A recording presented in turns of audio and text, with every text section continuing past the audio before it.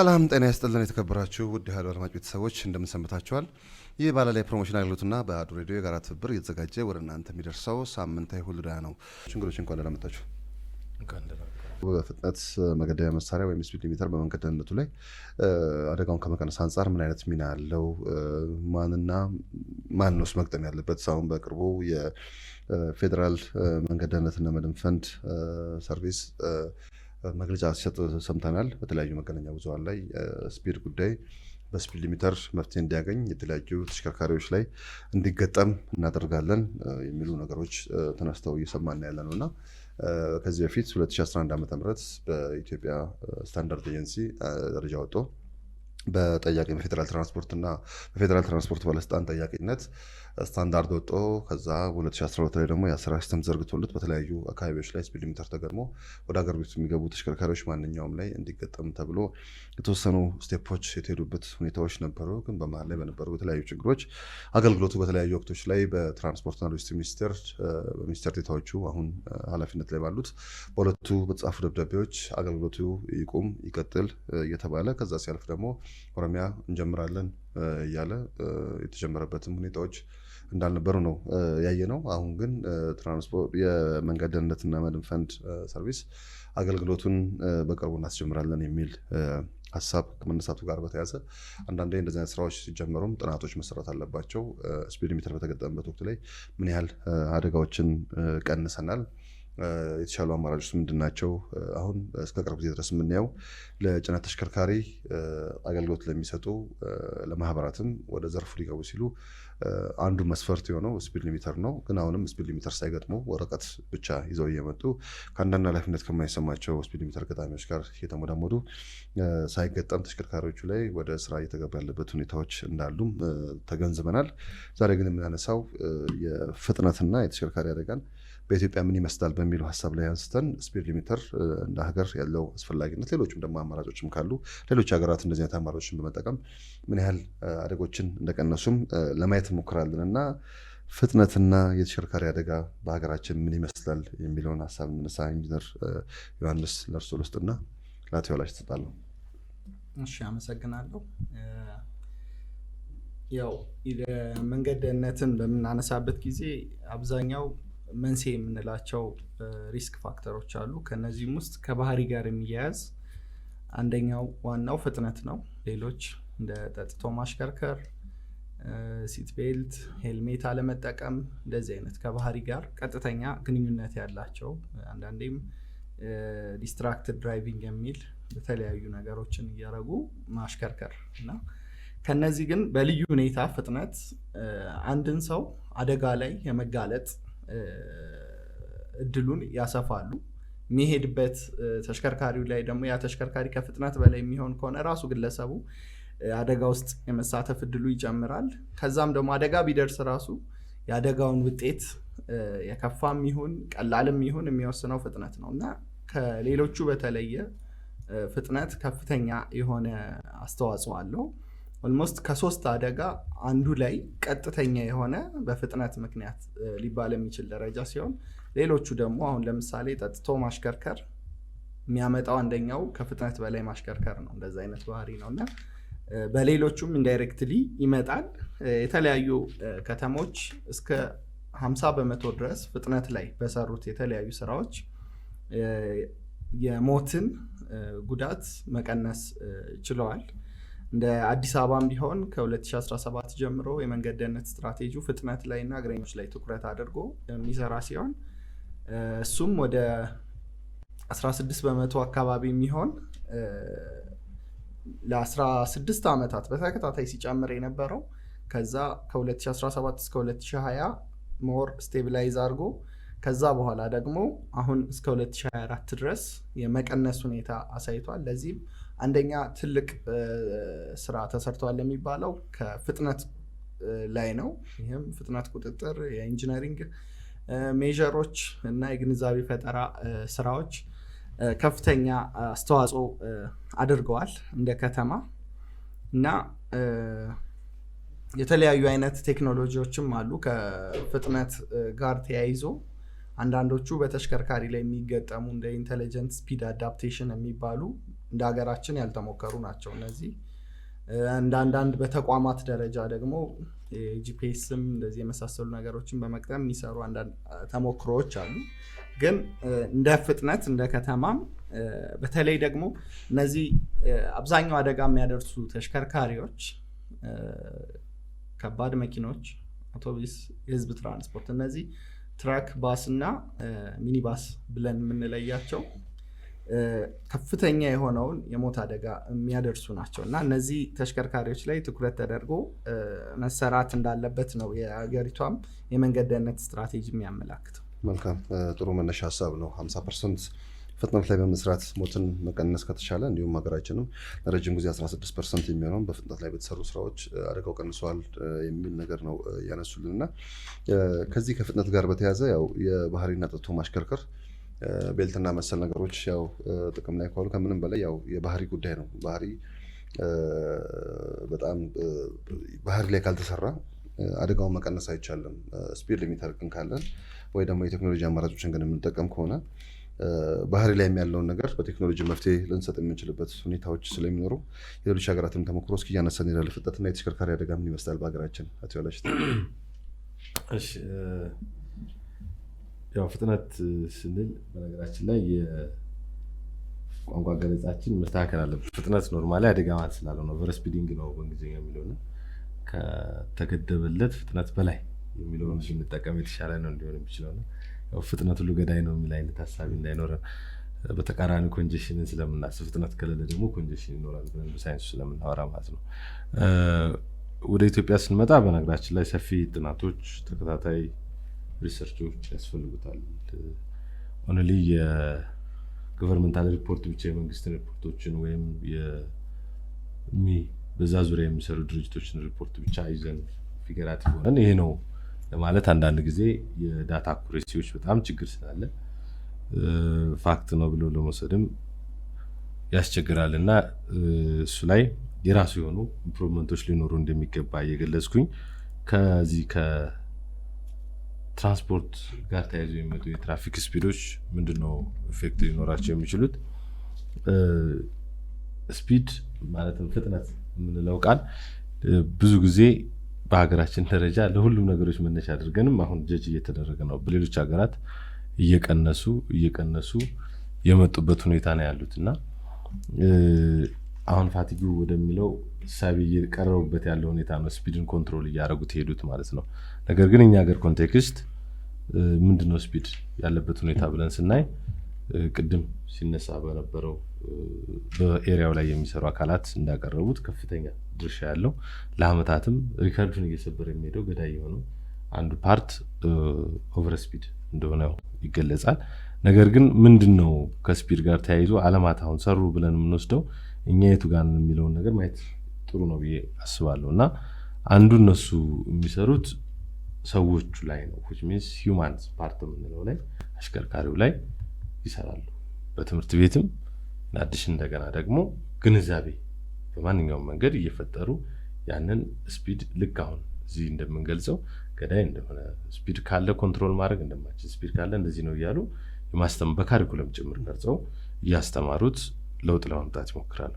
ሁለተኛው ሊሰሩ የሚችሉት ደግሞ ሮድና ሮድ ሳይድ የምንላቸዋሉ።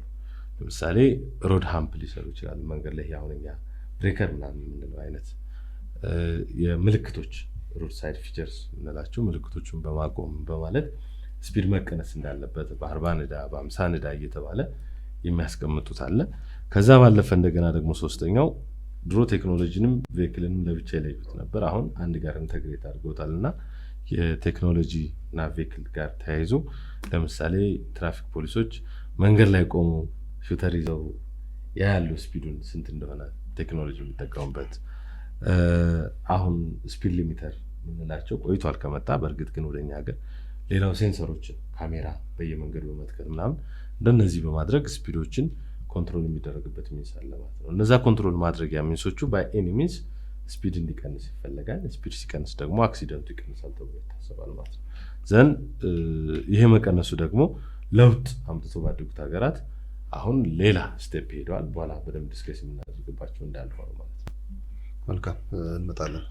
አንዳንድ የዚህ ቴክኖሎጂ አማራጮች ያው የተሻሉ ነገሮችን ለማየት ሁሉም ነገር ወደ ቴክኖሎጂ ሲመጣ ጫና መቀነስ ይችላል፣ አሰራርን ማዘመን ይቻላል፣ የታሰቡ ነገሮችንም መፍታት የሚቻልበት ሁኔታዎች እንዳሉ ይሰማናል።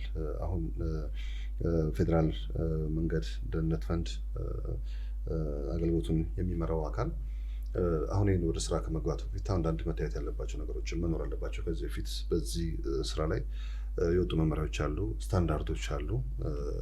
ለምሳሌ ኦሮሚያ በስፒድ ሊሚተር ላይ ባለፈው በነበረ ሁኔታ እኛ ጂፒኤስ ነው እንጂ ስፒድ ሊሚተር አይመለከትም የሚሉ ነገሮች ነበሩ። አሁን ደግሞ እንደ ሀገር በቅርብ የወጣ ደግሞ ስታንዳርድም እያለ እኛ የእንግሊዝ ሀገር ስታንዳርዱን ነው መጠቀም የምንፈልገው የሚሉ ነገር ሲነሳ ሰምተን ነበር እና እዚህም እንደውም አወያይተናቸው ነበር በወቅቱ የነበሩትን እና አሁንም በዚህ ጉዳይ ላይ አንዳንድ ጥናቶች ሰርተው ከዚህ በፊት በስፒድ ሊሚተር የመጡ ለውጦች አሁን ደግሞ መቅጠም ካቆምን በኋላ አደጋዊቱ ጋር ነው ያለው የሚሉትም ነገሮችን በደንብ መታየት አለበት።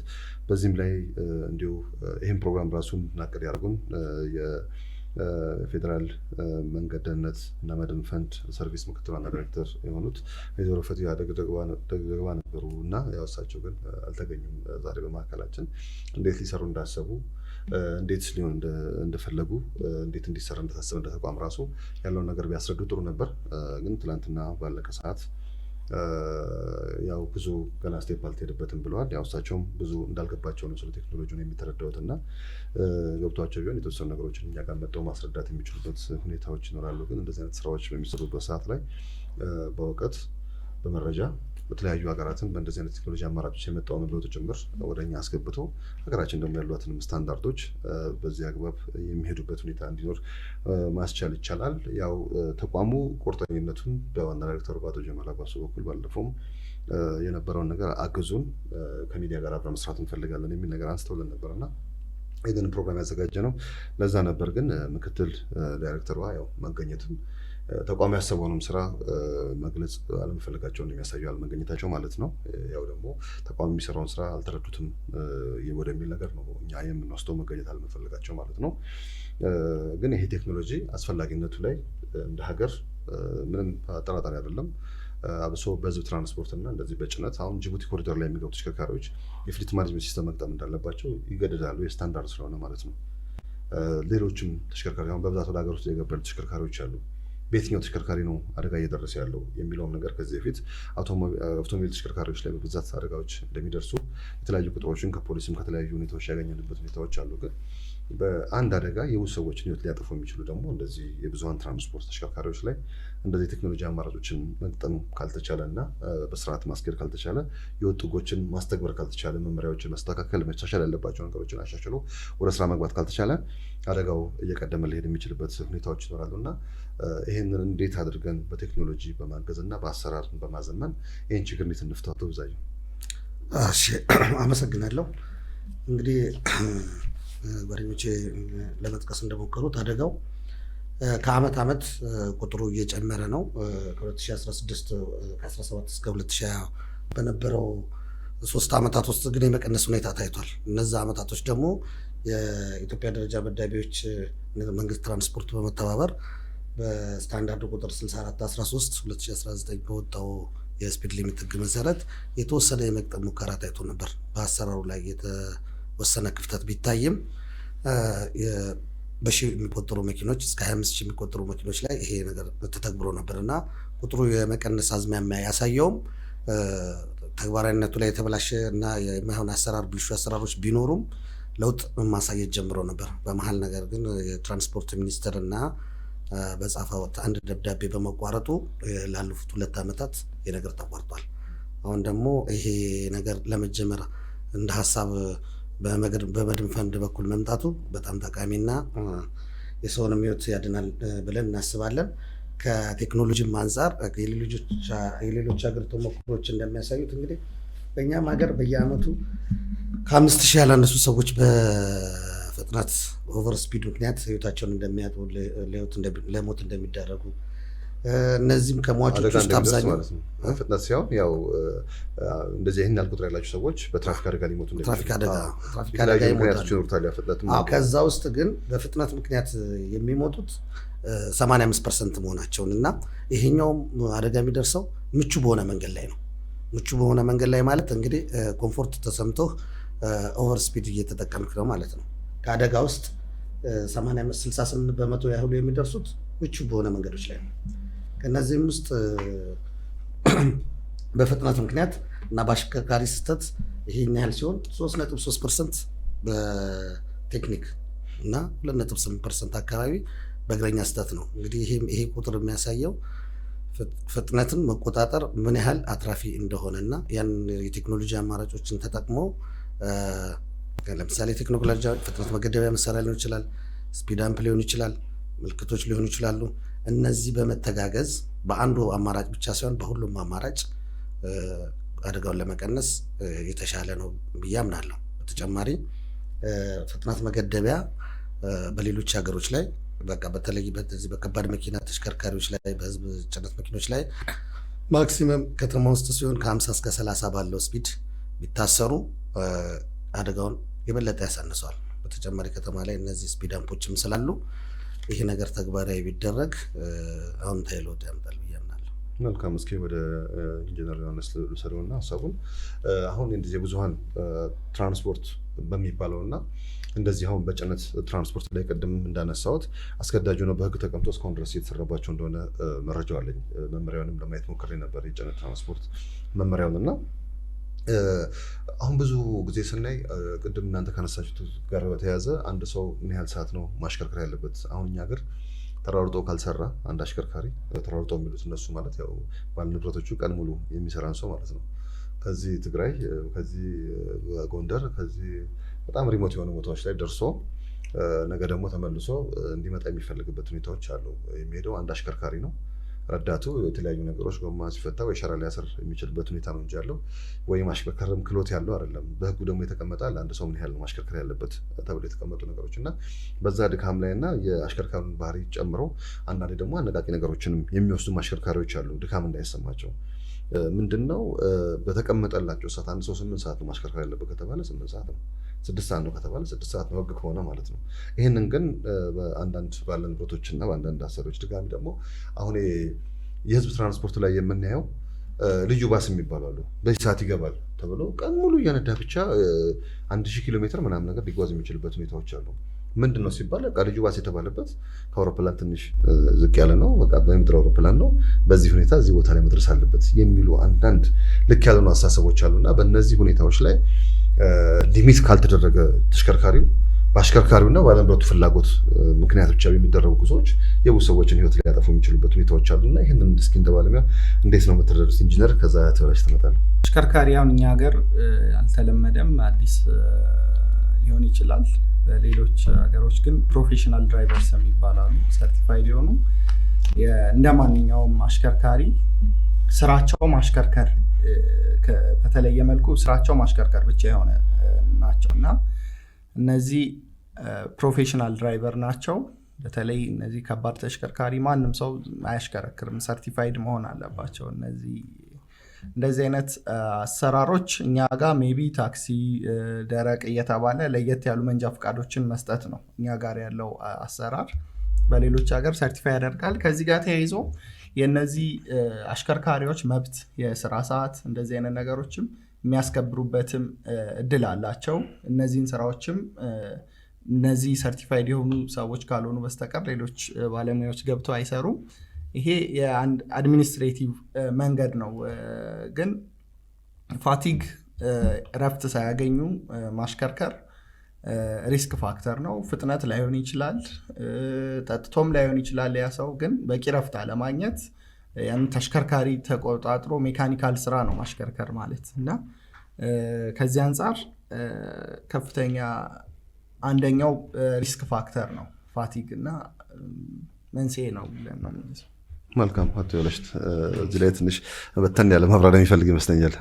በእኛ ሀገር ስታንዳርድ አሁን ሴት አድርገን አንድ ሀገር አቋራጭ በማንኛውም አይነት በጭነት የሚሆን በህዝብ አገልግሎት ላይ ስታንዳርድ አውጥተን እየሄድንበት ያለው አግባብ የለም እና ገና ወደሱ ለመምጣት ነው ጥያቄዎቹ እየተነሱ እያሉ። መብት ሙያነትን ሹፌርን ካከበርን በኋላ ሙያ ነው ብለን ከተቀበልን በኋላ ዘን ኔክስት አሁን ቅድም ፕሮፌሽን ነው ከተባለ ሙያ ነው። ዘን ከሙያ በኋላ ወደዛ ስቴፕ ደግሞ ያ ሙያ መከበር ስላለበት ነው ልንሄድ የሚችለው እና በሚገርም ሁኔታ በቅርቡ 22 ላይ አንድ ኢንዶኔዥያ ላይ የተጠና ጥናት ያው ሲቲዎቹ ላይ ሀገር ሲያቋርጡ ካለው ጋር ተያይዞ ፋቲግ የሚሉትን የዚህ ከብዙ ሰዓት አሽከርካሪው በማሽከርከሩ የሚያጣው ሰውነቱ ይዝላል፣ ትኩረት ያጣል፣ ምን ይላል እና ለዛ ነገሮች ኦልሞስት 32% አካባቢ ላይ ብለው ነው ጥናት ያጠኑት እና እንደውም ከስፒድ በልጦ የሄደበት አግባብ ነው ያለውና ትልቁ ሪስክ ፋክተር እየሆነ የመጣበት ሁኔታ ነው ያለው። ምክንያቱም አሁን በመንገድም አንተ ሰው ብቻውን እያወራ ሄደክ ምናምን እየተባለ የሚያስብባቸው እንትኖች አሉና የቴክኖሎጂው ምንም ፋክተር ስላለበት አቴንሽኑን ፎከሱን ስለሚሰርቀው እዛም ሹፌሮች አካባቢ ላይ እየተከሰተ ያለው አሁን ዓለም ላይ እሱ እየመጣ ነው ያለው። ፋቲግ በነገራችን ላይ በኋላ እናነሳዋለን በአፕም በምንም እየመጣ ያለበት ሁኔታ ነው ከመኪና ጋር ሴንስ እየተገጠመ ያለው። ይሄ የሆነበት ምክንያት ምንድነው? ሎድ ስላለባቸው ነው። አሁን ረጅም የሚያሽከረክሩ ሰዎች ቅድም እንዳልኩ እኮ ጠዋት 12 ሰዓት ተነስቶ ማታ 12 ሰዓት የሚገባ አሽከርካሪ አለ። ቀን ሙሉ ሲነዳው ቢያንስ አትሊስት 6 ሰዓት የሚጠቀሙ ሀገራት አሉ። አሁን ገብተን በደንብ ጎግል አድርገን ማየት የምንችላቸውና ምንድነው ያለው ሁኔታ ብለን ስንረዳ መሬት ላይ እኛ ሀገር ግን በዛ ተቃራኒ በጣም እየተጎዱ ነው። ያው በፔመንትም ፕሮፌሽኑም አይከበርም። አክሲደንቱም በዛው ልክ ሃይ ነው። የሆነ አመታትን አገልግሎት ተጠንቅቆ አንድ ቀን ህይወት ሊያጣይ ሁሉ ይችላልና ስፔሻሊ ደግሞ ህዝብ ስንላቸው እንደሌሎቹ ኮምፔር አናደርግም። ቅድም ሲነሳ የነበረው የህዝብ ትራንስፖርት ከሆነ አንድ አሽከርካሪ አደጋ ሲያደርስ በአውቶቡስ ላይና አንድ ትራከር ይዞ የሚጓዝ አካል በንብረት ላይ ነው እንጂ አደጋ ሊያመጣ የሚችለው ንጽጽራዊ ስናይ ከህዝብ አንፃር ከፍተኛ ነው። ሶ ስፒዱን መገደብ ያለበት የህዝቡ ነው እንጂ ሞሮፍ የትራኩ በፍሊት ማኔጅመንት ይመራል። ያው እዛው ጂፒኤሱንም እንትኑንም ኢንተግሬት አድርጎ ይሄዳል። ነገር ግን የህዝብን ፎከስ ተደርጎ ዛሬም አሁን ፎከስ ታደርግበትን አንዱ ትልቅ ትኩረት ነው የሚሻልኩት አንድ አውቶቡስ አደጋ በደረሰበት ቁጥር ይዞ የሚሄደውን ሰው ከኋላ በጣም ማሰብ ይጠይቃል። እንደውም ትልልቆቹ አክሲደንቶች ብዙ ሰው የምንላቸው ጉዳዮች ራሱ ሄድ ብለን ብናጠላው ወደኋላ በዚሁ አጋጣሚ አንድ አውቶቡስ ተገለበጠ ከተባለ በጣም ብዙ ሰዎችን ይዞ ይሄዳል ማለት ነውና ሞሮፍ ደግሞ አንዱ መነሻ ቅድም ስነ ባህሪ ወይም ሂውማን ላይ ይሰራል የተባለው ሰው በአግባቡ በስርዓቱ ፎከስ አድርጎ ስፒድ መጠኑን ቀንሶ እንዲሰራ የሚፈልግበት አግባብ ስላለ ነው ማለት ነውና የዚህ ፋቲጉ የምንላቸው አንዱ ኮንሰርን ልክ እንደ ስፒድ በአሁኑ ሰዓት ወደፊትም ልናወራ የምንችለው አሁን ወደሱ ነው። ሴንሰሮች እየተገጠሙለት እየተለካ ኢቭን ሃርት ሬትን እየለካ ሜድ ይመጣበታል። በኋላ አንድ ሳልፍ የሚሉት ሲስተሞች አፕ ይመጣል እናወራባቸዋለን ብዬ ስለማስብ ነውና ትልቁ ኢሹ ነው። ግን ወቀጣይ መሆን ካለበት ስፒዱንም ሲመጠን ያ ሰው ምን ያክል ሰዓት መስራት አለበት። አንድ ትራከር ይዞ የሚሄድ ሰው ወይም አንድ አውቶቡስ የሚሄድ ሰው ስፒዱን ከገደብኩ አሁን በ120 ፍጥነት ሊሄድ ይችላል። በ120 ፍጥነት ሄዶ ቀን ሙሉ ሲነዳ ከኋላ ዘኔክስት ግን ይሄ ስፒዱ ተቀንሶ በ90 ነው አይ በ80 ነው መሄድ ያለበት ካልክ ሎድ እየጨመርክ የሚሄደው ሹፌሩ ላይ ነው። ስለዚህ በ2 ቀን 3 ቀን ምናምን እንቅልፍ እያጣ ሁሉ እንዲነዳ ባለቤቶች ሊያስቸግሩ ይችላሉ ማለት ነው። ዘን ያሉት ለመቀነስ ከህጉ ጋር አንዱ ኢንተግሬትድ ሆኖ መሄድ ያለበት ጉዳይ እንደሆነ ኮድ መወሰድ አለበት ማለት ነው። መልካም ጥሩ ሀሳብ ነው ያዋጣችሁ ያላችሁትና አሁን ብዙ አማራጮች አሉ። አሁን እኛ እንደ ከተማም እንደ ሀገርም ስናየው በየቦታው ላይ መንገድ እየተቆረጠ በስፒድ ምክንያት የሚደርሰውን አደጋ ለመቀነስ የሚሰሩ ነገሮች እንዳሉ እያየን ያለ ነው። አንዳንድ ቦታዎች ላይ ደግሞ ጉብታዎች አሉ። ትልልቅ ጉብታዎች ማን እንደሰራቸው ራሱ የማይታወቁና ተሽከርካሪ ሊጥሉ የሚችሉ በፍጥነት አብሶ በቀለም ሳይለዩ ጉብታዎች ይሰራሉ መንገድ ላይ። ተሽከርካሪ እዛ ላይ ሄዶ ሊወድቅ የሚችልበት ሁኔታዎች አሉ። ቀለም ሁሉ ሳይቀቡ ምንነታቸው ሳይታወቅ ጠዋት ያልነበረ ማታ ወደ ቤተሰቡ ሲመለስ የሚያይበት አብሶ ደግሞ ያው መብራት በሌለባቸው አንዳንድ አካባቢዎችም ጭምር መብራት ይጠፋል። የመንገድ ዳር መብራትና ያው የመብራት ችግር እንደ ሀገር ያለብን ሁኔታ ይታወቃልና በዛ ስር ያሉ አካባቢዎች ሁሉ ብዙ ችግሮችን እንደዚህ ስንመለከት ቆይተናል እስካሁን ድረስና ባለፈው እንደውም ያየሁት እንደው አቶ ዮሐንስም እንዲመልሱልኝ እፈልጋለሁ የዚህ የኢንጂነሪንግ ስራውንም አብረው ከመስራት ጋር በተያያዘ የትራንስፖርትና ሎጂስቲክ ሚኒስትሩ ባለፈው አዳማ ላይ በነበረ አንድ ስብሰባ እኔ መንገድ ላይ እንዲህ ተቆርጦ የሚጠፈጠፈውን ነገር እኔ አልቀበለውም፣ በዚህ ምክንያት የቀነሰ አደጋ ካለ ጥናት አቅርቡልኝ ብለው እንደውም የቢሮ ኃላፊዎችን ትራፊክ ማኔጅመንት ኤጀንሲ ኃላፊዎችንም ጭምር ሲጠይቁ የነበረበት ሁኔታ እንዳለ ሰምተናልና ሌሎች ሀገራት ላይ እንደዚህ አይነት የመንገድን ቅርጽ በመቀየር ብዙ ገላጭ ነገሮች በሌሉበት ሁኔታ አንዳንድ እኮ ስናይ እኮ ጎግልም ስናደርግ እኮ ፊት ለፊቱ ጉብታ እንዳለ በምልክት መግለጽ አለበት። እዚህ ግን ይቆረጣል፣ የሆነ ነገር ይተፈጠፋል። ሊሆነ አስፋልት ነው የሚመስለው። ሰው እየመጣ ባለበት ሰዓት ላይ ተሽከርካሪም ሲወርቅ አደጋም ሲደርስ የሰው ቤት ላይ የገባ ተሽከርካሪ አይቻልም። በዚሁ አጋጣሚ መንገዱን ስቶ ማለት ነው በዚህ በተሰራው መንገድ እና ይህንን ነገር እንዴት ነው የሚያዩት? ከኢንጂነሪንግ አንጻር መታየት ስላለበት ነው ይሄ መንገድ ላይ የመጠፍጠፍ አይነት እና በዚህ ወቅት ላይ ደግሞ የተሻሉ የምንላቸው አማራጮችን በዛው ማየት እንችላለን። ያው በሀገር ደረጃ በምናይበት ጊዜ የተለያዩ ዋና መንገዶች ላይ የፍጥነት መገደቢያዎች ደረጃቸውን ያልጠበቁ ሊኖሩ ይችላሉ። እነሱም የትራቭል ታይሙን ሊያረዝሙ ይችላሉ። ግን ወደ አዲስ አበባ መተን በምናይበት ጊዜ አብዛኛዎቹ ስታንዳርድ ስፒድ አምፖች ናቸው። ባለ 30 ባለ 50 ባለ 40 ኪሎ ሜትር ፐር አወር ያን ያክል ስፒድ በምፕ እና ሀምፕ ይለያል። አሁን ስፒድ ብሬከር 0 ነው ማድረግ ያለበት፣ ስፒድ ብሬክ ነው መሆን ያለበት 0 ነው። ስፒድ ሀምፕ ግን የምንላቸው ዲዛይር ስፒድ አላቸው። ኤግዚት ስፒድ በ50 በ40 በ50 እንደ ስፋታቸው እንደ ከፍታቸው ማለት ነው። እና እነዚህ አብዛኛዎቹ መጀመሪያ ከ2018 ከ3 ሰው በላይ ሞት የሚሞትባቸው እነ ጎሮ ኮሪደር 7 ሰው በአመት የሚሞትባቸው ነው። አሁን እናንተ የምትጠራቸው አንዳንድ አደጋዎች ናቸው መኪና ገልብጦ እንዲገባ። እነዚህ ግን 7 ሰው የሚሞትባቸው ቦታዎች የነበሩ ኮሪደሮች ናቸው እና ከ3 ሰው በላይ በትንሹ ግን 3 ሰው በላይ በአመት እነዚህ ቦታዎች ተለይተው ሲሪስ ኦፍ ስፒድ ሃምፕስ መደረግ አለባቸው። ግን ተብሎ ውሳኔ ማሻሻያ የተደረገባቸው ነው። እነዚህ እንደ መፍትሄም አብዛኛው ጋይዶችም የሚያሳዩት ብዙ ከተሞች ላይ የሚደረጉ ናቸው። ትንሽ በእኛ ሁኔታ ስናየው ዋና መንገዶች ላይ የማድረግ ሁኔታዎች አሉ። በእርግጥ እስከ 4 ሌን ድረስ መንገድ ላይ ይደረጋሉ እንደ ሁኔታው። ግን እኛ ያው በጣም ኤክስፕሬስ ወይ የሪንግ ሮድ ኔትወርክ የለንም። ከዚህ አንጻር አብዛኛው እንቅስቃሴያችን የሚሆኑት እነዚህ መንገዶች ላይ ነው እና ኢቫሉዌት ተደርገዋል።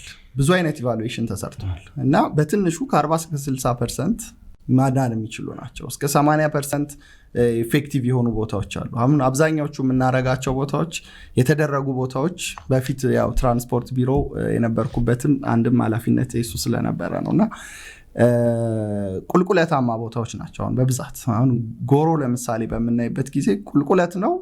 ከስር ደግሞ ገበያ አለ፣ ጉሊት የሚባል ገበያ። ስለዚህ ሰዎች ግዴታ እዛ ጋር ተጠራቅመው የሚሻገሩባቸው ቦታዎች ናቸው እና እዛ ጋር ወይ እግረኞቹን ማንሳት፣ መለየት፣ መሻገሪያ ብዙ አይነት አማራጮች አሉ።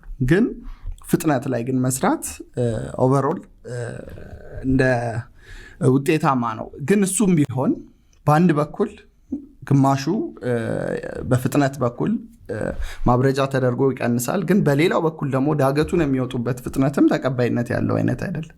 በጣም ከፍተኛ የሆነ ፍጥነት ዳገት ላይ ሆኖ ራሱ አሽከርካሪዎች ሲወጡ ነው የሚታየው እና ሌላ ደግሞ ወደ 300 የሚሆኑ አንበሳ አውቶቢስ የትራንስፖርት ቢሮ ተሽከርካሪ ጂፒኤስ ተገጥሞባቸው መረጃ ስፒድ በምን ያክል እና እዛ ኮሪደሮች ላይ ራሱ አደጋ 6 ኮሪደሮች ተለይተው በእነዚህ ተሽከርካሪዎች ፍጥነት አክቹዋሊ ምን ያክል ቀነሰ የሚለውም ጥናት ተሰርቶ ስቲል እሱም ላይ በጣም ኢፌክቲቭ ነው የሆነው። ግን ምን ማለት ነው አሁን ስፒድ አምፕ ብቻ ግን አይደለም ሲልቨር ቡሌት። አሁን ከኮንስትራክሽን ኳሊቲ ጋር ከቪዚቢሊቲ ጋር ተያይዞ ያሉ ችግሮች ሌላ ናቸው። ግን ሰው ነፍስ ያድናል። በቃ ይሄ ስፒድ አምፕ የዛ ጋር የመንገድ ተጠቃሚውን ያድናል። በተለይ እግረኞች ናቸው 86% እየተገጩ የሚሞቱ ያሉትና በጥናት ተመልሷል። ግን ይሄ ማለት ግን ስፒድ አምፕ ብቸኛ ሶሉሽን ነው ማለት አይደለም።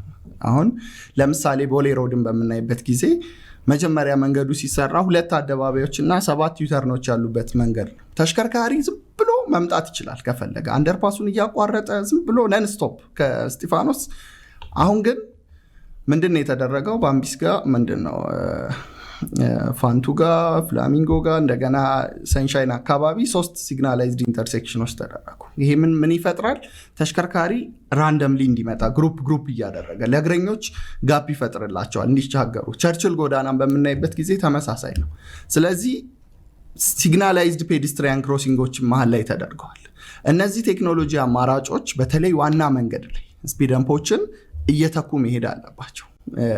ዋና መንገዶች ላይ የፍጥነት መገደቢያዎችን ብቻ እያደረጉ መቀጠል አያስፈልግም። እነዚህ ሲግናላይዝድ የፔዲስትሪያን ክሮሲንግ ኢቭን አሁን የእግረኛ ቅጣት ተጀምሮ ልክ እንደሱም ስቶፕ ላይን ኢንፎርስመንት ራሱ ያስፈልጋል። ዜብራ ላይ እግረኛ ቅድሚያ ያለው ማለት አደባባይ ላይ ከአደባባይ የሚወጣ ቅድሚያ እንዳለው ሁሉ ዜብራ ላይ እግረኛ ቅድሚያ ያለው ማለት ተሽከርካሪው ነው የሚቆመው ለእግረኛ። እንደዚህ አይነት ባህሪዎችን አናይም እኛ ሀገር ሁኔታ ላይ እና እንደዚህ አይነት ቁጥጥሮችን አብረው መጀመር አለባቸው።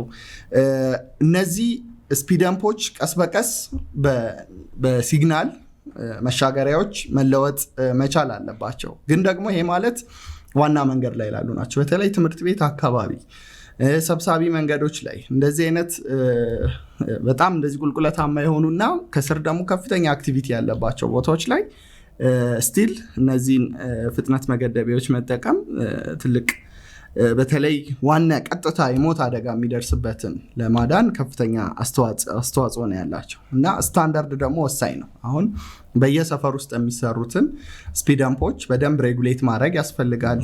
ስታንዳርድ ኤጀንሲ እያዘጋጀን እንደሆነ መረጃ አለኝ። ስፒደምፕ በሀገር ደረጃ አዲስ አበባ ላይ የተሰራው እየሰፋ የሚሄድ ከሆነ ግን አብዛኛዎቹ አዲስ አበባ ላይ የተደረጉት ስፒደምፖች የሰው ሞት አለ ከእያንዳንዱ ስፒደምፕ ጀርባ እና እንደዛ አድርገን ብናየው ጥሩ ነው። መልካም። ያው ሁሉንም የቴክኖሎጂ አማራጮችንም መንገድ ላይ የሚሰሩ ሃምፖችንም በመጠቀም አደጋው እንዴት እንቀንሰው የሚለው ላይ ነው ዛሬ እየታየን የምንገኘው። ይሄ ወቅት ደግሞ አሁን የበዓል ወቅት ነው። ሰሞኑ ከባህል መዳረሻ ጋር በተያያዘ ብዙ ጊዜ አደጋዎች የሚወዙበት ሁኔታዎች እንዳሉ ይታወቃል። በእነዚህ ወቅቶች ላይ የሚደርሱ አደጋዎች ደግሞ በተጎጂ በሟች ቤተሰቦች ላይ የሚፈጥሩ ነገሮች ሁሉ ባህል ሲመጣ የሚፈጥሩ ነገሮች ጥሩ ያልሆኑ ነገሮች ናቸው ያሉት እና አሁን ደግሞ ከተማችን ላይ የሚደርሱ አደጋዎችን ስናይ፣ በክልል የሚደርሱ አደጋዎችን ስናይ የሌሊት ጉዞ ላይ ነው በብዛት። አሁን በህዝብ ትራንስፖርት ቤተሰብ ጋር የሚሄድ አይነት ነገር አለ ከባህል ጋር በተያያዘ እና በፍጥነት ነው እየተጓዙ አደጋ እየደረሰ ያለው ዋና ዋና ከተሞች ላይ ነው እንጂ አሁን ሜዳማ የሆኑ አካባቢዎች ላይ ስፒዳምፕም ሌላም ነገር ካለመኖር ጋር በተያያዘ ብዙ አደጋዎችን በእነዚህ አይነት ስፍራዎች ላይ የምናይበት ሁኔታዎች አሉ። ሰርግ አለ። አሁን እስከ ዳግማዊ ትንሣኤ ድረስ ባህል ነው። ሰው በተለያየ ነገር ይዝናናል። በስፖርት ሚዝናናል፣ በተለያየ ነገር በአልኮል የሚዝናኑ ሰዎች አሉ፣ እንዝናናለን ብለው የሚያስቡ ሰዎች እና እነዚህ ተደምረው ብዙ አደጋዎች ሊያደርሱ የሚችሉበት ሁኔታዎች ከምኖራቸው ጋር በተያያዘ እንዴት የተደራጀ ግን የፍሊት ማኔጅመንት ሲስተም ከስፒድ ሊሚተር ጋር እንደ ሀገር የተጀመረው አንድ ወቅት ላይ የተጀመረው እንቅስቃሴ ብዙ ችግሮች እንደፈታ በወቅቱ ዳይሬክተር በነበሩት በዚህ በፌዴራል ትራንስፖርት ባለስልጣን አንድ ጥናት ሰርቶ ነበር እና እነዚህ በአውቶሞቢል ተሽከርካሪዎች ላይ የሚደርሱ አደጋ እነሱ ላይ እየገጠምን ስለሆነ በዚህን ያህል ደረጃ ቀንሰናል የሚል ነገር ተነስቶ ነበር በወቅቱ እና እንደዚህ አይነት ቴክኖሎጂ አማራጮች ቅድም ኢንጂነር ዮሐንስም እንዳነሱት መንገድ ላይ በሚሰራ የቴክኖሎጂ አማራጮችን በመጠቀም አደጋውን መቀነስ የሚቻል ከሆነ ሁሉንም ለምን ጎን ለጎን አድርጎ ማስኬድ አልተቻለም የሚሉ ነገሮችም ይነሳሉ። አቶ ብዛየው አመሰግናለሁ። ስፒድ ሊሚት ያው ምንም ወሳኝ ነገር ቢሆንም አጋዥ ነገሮች ይፈልጋል። ተያያዥ ኢንጂነር ዮሐንስ እንደገለጸው ስፒድ ሃምፕ ምልክቶች፣ ሁሉም ነገሮች ተያይዘው አደጋውን ለመቀነስ ነው። አላማው የሰው ህይወቱን ማትረፍ ነው። ስለዚህ የሚመለከተው አካል አሁን ዘግይቷልም አለለም 2 ዓመት ግን ቀላል አይደለም። በ2 ዓመት ውስጥ ብዙ ነገር ማትረፍ ይቻል ነበረ። እነዚህ ቢሮክራሲ አሰራሮች ናቸው ያቋረጠው። ማስተካከል ይቻላል። የመቆጣጠሪያ ጣቢያውን ለምሳሌ የሚመለከተው ተቋም ትራንስፖርት ባለስልጣን እኮ ነበረ አይደል? የቁጥጥር ማዕከል ለሞተር ሳይክል እንደዚሁ ነበራቸው። ነገር ግን ውስጥ በአሰራር አለመግባባት ነው። በተለይ ትራፊክ ማኔጅመንቱ ጥሩ እንቅስቃሴ እያደረገ የነበረ መቆጣጠሪያ ተቋም ነበር። ግን ከፍጥነት ጋር በተያያዘ የመኪና አስመጪ ማህበራቶች ከፍተኛ ቅሬታ አቅርበው ስለነበረ በዛ ውዝግብ ነው ያቺ ደብዳቤ በመሀል ወጣ ስራ የቆመው እንጂ የትራፊክ ማኔጅመንት የቁጥጥር ማዕከል በጣም የተደራጀ ነበር። ያው አሰራሩን ማዘመን አልተቻለም በወቅቱ ብዙ ኮምፕሌን ያቀርብ ነበር። ነገር ግን አንድ ወር ሙሉ መኪና ሻጮች ጋር ይቀመጥ ነበር ተሽከርካሪ ቅጽ 1 ቅጽ 2 ቅጽ 3 እየተባለ የዛኔ በነበሩ ኃላፊዎች የራሱ መንገድ ሲሄዱ የነበሩበት ሁኔታዎች እንደነበሩ እኛም በፕሮግራማችን ሰፊ ሽፋን የሰጠንበት ሁኔታዎች ነበሩ። ግን እንዳሰራር ግን ኢዚ በሆነ ነገር ያለውን ነገር መጠቀም የሚፈልጉም ሰዎች አሉ። አሁን ስፒድ ሊሚተር መቅጠም እፈልጋለሁ ሲል መጥቶ መቅጠም የሚቻልበት ሁኔታዎች ቢኖሩ አደጋውን ለመቀነስ የራሱ የሆነ በጣም ቀላል ነገር ነው። ምክንያቱም ወደ ሀገር ውስጥ በመንግስት ማበረታቻ የገቡት ዲቫይሶች ስፒድ ሊሚት መቆጣጠሪያ ዲቫይሶች ጠቅላላ አይኤምአይ ነምበር አላቸው። እነሱ በጉምሩክም ተመዝግበዋል፣ በቴሌም ተመዝግበዋል። ስለዚህ ወደ ቋት ውስጥ ወደ ቴሌኮሙኒኬሽን ሊሆን ይችላል ኤኒ መቆጣጠሪያ ተቋም ውስጥ ገብተው የተመዘገቡ እስከሆኑ ድረስ ይህንን የሚያስተዳድረው አካል ዘመናዊ ማድረግ በቀላሉ ይችል ነበር። በፋይናንስም የታገዝ ብዙ ተሞክሯል። ነገር ግን አሰራር ላይ ግልጽነት ስለሌለ ፍላጎትም ስለሌለ ከአንዱ ወደ አንዱ ኃላፊነት እየተንሸራተተ እዚህ ደርሷል እንጂ ቴክኖሎጂው የገባውም ስታንዳርድ የተዘጋጀለት ስታንዳርድ በጣም ዘመናዊ ዕቃ ነው። ወደ ሀገር ውስጥ በዚህ በ64 13 የወጡት መመሪያዎች ላይ ማሟላት ያለበት ነገር ለምሳሌ ብሉቱዝ የሚቀበል ፕሪንት አውት የሚያደርግ ሁሉን ነገር ያሟላ ዲቫይስ ነው ወደ ሀገር ውስጥ እንዲገባ የተደረገው። ነገር ግን ያንን ቴክኖሎጂ ከእሱ ጋር ኮምፓተብል የሆነ የመቆጣጠሪያ ተቋም የሚያስተዳድሩት አካላቶች ማዘጋጀት አልቻሉም። በዛ ምክንያት ይሄ ነገር ሊዘግ ይችላል። ግን ማየት ይቻላል። አሁን ብዙ ጊዜ አሁንም ራሱ በቀደም እንዳነሳሁት በህዝብ ትራንስፖርት እና በጭነት ላይ አንዳንድ መመሪያው አስገዳጅ አድርገው ገጥማችሁን ሲባሉ አሁንም ወረቀት ይዘው የመምጣት አይነት ነገር ነው ያለው። ስለዛ ይህንን ፍቃድ የሚሰጠውም አካል ሰነድ ነው እያስተዳደረ ያለው እንጂ ስፒድ ሊሚተሩ ስለመገጠሙ አይደለም አሁንም እያየን ያለ ነው። ይሄ ደግሞ አሁንም አንዳንድ አሰራሮች ሲፈጠሩ የሆኑ ሰዎችን ተጠቃሚ ለማድረግ የሚደረጉ ጥረቶች እንዳይሆኑ ይሄ እየሞተ ያለው ሰው ወገናችን ነው። ይሄ እየደረሰ ያለው ጉዳት በህብረተሰቡ ላይ እየደረሰ ያለው ነገር ቀላል ካለመሆኑ ጋር በተያያዘ የመጡ አሰራሮችን ራሱ ባይዝ እየተደረጉ ያሉበት ሁኔታዎች እንዳሉ እንሰማለን ብዙ ጊዜ እና አሁንም የማየት አይነት ነገሮች አሉ ወይስ ወረቀቱን ብቻ ነው ገጥም ያለው ብሎ ከአንድ ቦታ ሰነድ ስለመጣ በአሁኑ ሰዓት ባለቤት የለውም። እውነት ለመናገር አሁን በስፒድ ሊሚት ማህበራቶች ነው ያሉት። በፌዴራል ደረጃ የተቋቋሙና በአዲስ አበባ ትራፊክ ማኔጅመንት ስር ያሉ ማህበራቶች በዛ በመንግስት ችሮታ ወይም ከቀረጥ ነፃ በተፈቀደላቸው ያስገቡትን ዕቃ ለግል ኩባንያዎች፣ ለባንኮች እና ለሌሎች ተቋማት ነው